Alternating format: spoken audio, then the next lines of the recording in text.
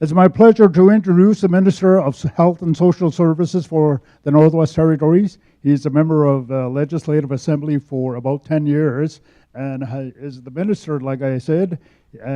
So I'm going to ask Glenn to come on up here, and he's a wonderful bass guitar player too. He might even sing.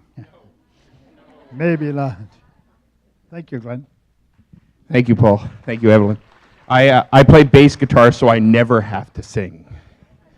So good morning, and thanks everybody for joining us here today. I'd like to thank Chief Fred Sangres for welcoming us to the Chief Dry Geese Territories on behalf of the Yellowknives Dene First Nation. I'd also like to thank Fred for a little bit of the history lesson into this traditional territories. As somebody who lives here, but also all of you who are visiting, it's so important to understand the history of the territory that we're visiting. So I really appreciate Fred taking that time. I also want to thank Fred for leading us through the fire feeding ceremony to help us begin this summit in a good way. We are pleased to be hosting this gathering with the support of Health Canada. Associate Deputy Minister Christine Donahue is here and will be participating throughout the summit. It's great to see her here. I understand that this is her first trip to the Northwest Territories since joining Health Canada a few weeks ago, so please help join me in welcoming her here today.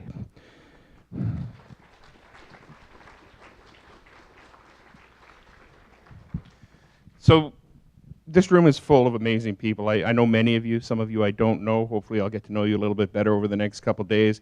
Some of the most innovative land-based programs in the country, or even the world, are represented here today.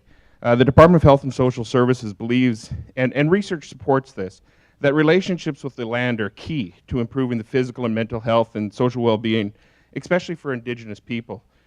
This is why the Government of the Northwest Territories is committed to supporting and investing in land-based healing programs for Indigenous communities. We do provide dedicated funding to Aboriginal governments to plan and deliver on the land programs designed to address healing, mental health, and addictions in ways that are really unique to their regions as well as to their people. Those investments are the result of the Ministers' Forum on Addictions and Community Wellness that traveled across the Northwest Territories in 2012 to hear from residents about their priorities. And Paul was actually the lead on that, who traveled around the Northwest Territories and provided us with the important insight that we needed in order to move in a direction that is more respectful of the people, but also land-based programming. The forum made a number of excellent recommendations, but the number one thing that we heard from communities was the need to invest and how important land-based programs are. That forum was, as I said, chaired by Paul. So I know that you're all in excellent hands for the next couple of days. And I always want to thank Paul for your continued leadership as you move forward and work through this summit here. I also want to acknowledge and thank the other co-chair, Evelyn Storr, the Director of Community Development for the Nunavut Regional Corporation. The IRC, I think in many people's opinion, mine included, is a leader in land-based programming in the Northwest Territories, and you'll be hearing more of the programs coming in the next couple of days.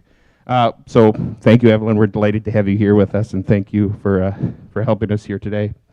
You have a very busy agenda ahead of you. Speakers from all three territories across the country and as far away as Alaska will be presenting about land-based programs here over the next couple of days. You'll be hearing about healing, guardianship, collaboration, and evaluation. You also have lots of opportunities to connect with each other in open discussion, to learn from the experiences and the expertise that exists in this room, and to build connections that will hopefully continue to add value to your programs long after you've returned home to your communities.